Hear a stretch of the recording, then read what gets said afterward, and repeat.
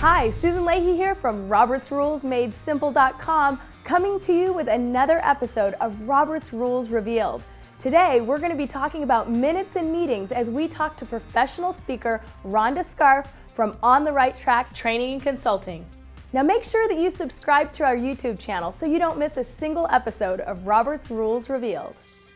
All right, so today we're on with Rhonda Scharf, and Rhonda, we're going to be talking about your area of expertise, Minute Taking Made Easy. You've got a website called Minute Taking Made Easy, and I'm excited to have you here today. How are you doing, Rhonda? I'm fantastic. Thank you for inviting me.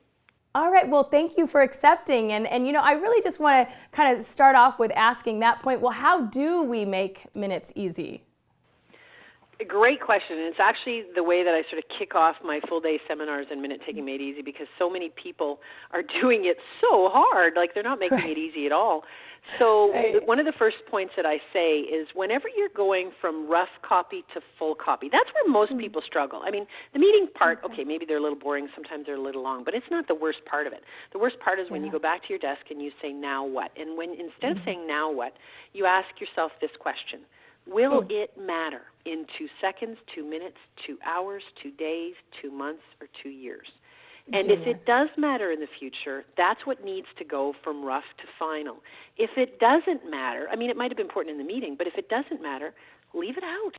Wow, and I really like that, because I feel like a lot of people look at their rough notes and they think they've got to cram it all into and just make it look pretty as it goes into the final, but it's that sense of asking that question, will it matter?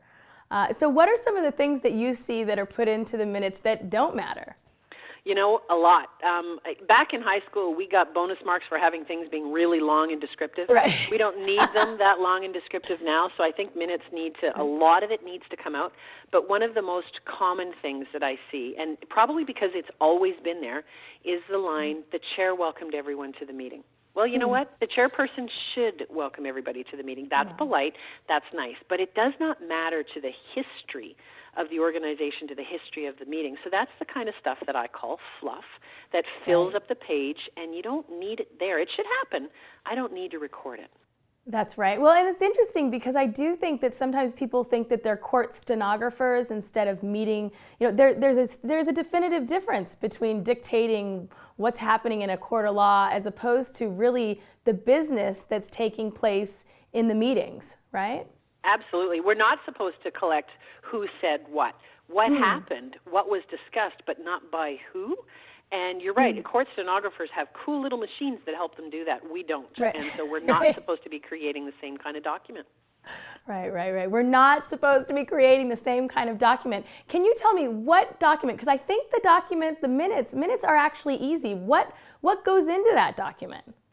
You're summarizing what matters in the future. So what was discussed, what is the rationale for that decision or the decisions that were made, and just it's a summary, almost a bullet point. Okay, we made a decision to do X. Here's what we talked about to make that decision, and that's it.